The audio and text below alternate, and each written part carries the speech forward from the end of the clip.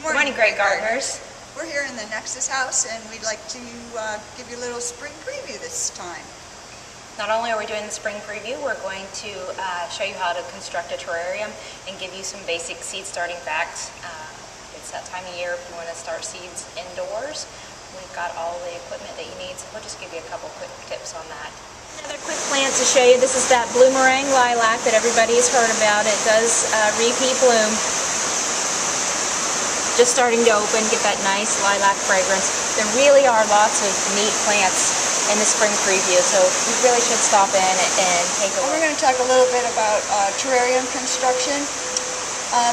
Any plants will do. The only thing is you want to have the same water requirement where your succulents. You wouldn't mix with a regular foliage because this doesn't take as much water as this does. So we want to start out first with some rock in the bottom. You want to have the same light requirements as well. Don't put a shade lover in with the sun. Thank you, Shelley. I'm thinking of water because it's raining. We want to start out with some rock in the bottom, and this is for drainage. I think that'll be pretty good. And then we're going to add some charcoal, and that just helps keep the water sweet that comes down through when you water, so it doesn't get like green and stagnant. Now, Jerry, is there a certain amount of charcoal and soil and rocks that you should have? They said it shouldn't be any more than like a third of the volume of your container. Okay. For all of that, so we're getting there. But we still have to have enough soil to plant our plants.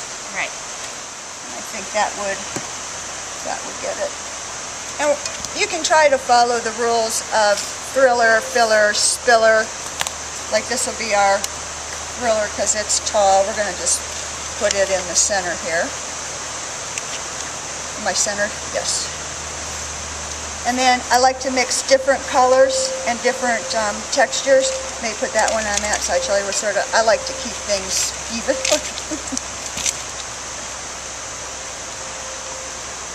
And then thriller, and these are like your fillers, different color, different texture.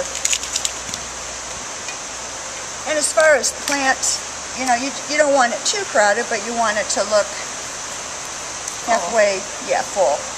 I think I'm just going to use this one and then that other one there. Wants to lean. Yeah, get them down there.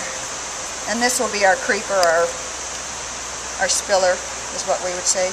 This is ficus, actually. I like to use the mister bottle just for the fact that you're not going to get too much water. You just, you know, hose it down, or spray it down. I shouldn't say hose it down. Spray it down really well. With the mister, you can adjust the amount of water you're getting in. You can always add a little bit more. It's very hard if you get a bunch of water down in the bottom of the container to get rid of. So just use your mister. Might take you a few squirts, but you'll get there. And we'll finish squirting a little bit later. Now, if you wanted to, on top of this, you could add some more. You can add some more gravel. You can put in a little cute thing. Do we have a frog over there or something? Yeah.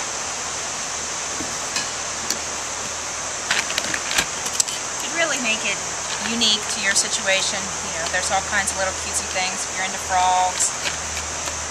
Or we have the fairy garden accessories. You know, you can do a little fairy garden. Yeah, there's the little bench. Some fun stuff. Nice. I like it, Shelley. Good job. And then, of course, Jerry's got her gravel. Guess we got ahead of ourselves. We don't need the fruit things yet. I wasn't sure if I was going to do this, but it just sort of dresses it up a little bit. Or if you are doing a fairy garden, you can even use your decorative rock as like a little stepping stone path. Maybe we'll do that. Just be creative. And there we have our finished product. Very pretty, Jerry. Thanks, Shelley, for helping out. Okay, so we'll show you a little bit about starting seeds. As we mentioned earlier, we have all the products that you need. just to kind of go over those quickly. This is a seedling heat mat. This comes in really handy. We essentially have the same thing in our growing area in the back. It just puts warm heat down at the roots, gets the roots off to a really quick start. There's also different types of trays that you can start your seeds in. This has the little peat pellets. This is what they look like. When you start out, you soak them in water, and then they swell up to this size, and you just scratch the surface a little bit, sow your seeds, and kind of dust it back over with a little bit of the peat mix. So you just soak all of those. Comes with the dome tray. Just depending on the type of seeds that you're doing, will determine what kind of tray you want. This is the open cell tray, again with the dome, and then we have the organic seed starter mix. And then some seeds you can sow directly into containers or obviously in the ground. We wanted to show you this method. A lot of people say they can't grow carrots or onions because their soil is less than ideal. I have had great success with growing both in containers like this. You just want to make sure your pot's large enough and use a soilless mix, obviously, like the Wilson's potting mix. I've grown the little finger carrots. They do nicely because they're a little bit shorter, so you don't have to have quite such a large pot. And then again, the onions. You can also do potatoes in containers. And something else that's really fun, particularly for your patio, would be the peas. That's why we have the tomato cage here, so you can have something for them to climb up. One suggestion would be, though, to keep items that germinate or sprout quickly to one end. For instance, if you're using this, something that germinates in like 7 days, you might want to start at one end, and something that takes a little bit longer, if you're looking at like 2 weeks, have it at the other end, because you will want to vent this once they start to germinate. So if you keep the ones that are sprouted quickly, that sprout quickly on one end, then you can just use anything really to raise that end up so it gets good aeration, so you prevent what's called dampening off. Pots that you can just put your mix in. So something like, this would be ideal for something like your Swiss chard. They put that right in there. Things that say to directly sow in the ground earlier in the spring would be ideal in something like this. Things like your tomatoes and peppers really do need that bottom heat, so I would do those in a tray. Just put a few seeds in there. If you have nails, which most gardeners don't, but if you have nails, you can scrape your soil back. For folks like me, you may want to use some kind of utensil. It just cover that up. You can either use the peat that's in there, or what I find easier is to use even a mix and then just kind of put that over. The key is not to get that too heavy on top, and they will tell you all the information that you need to know is on the back of the package.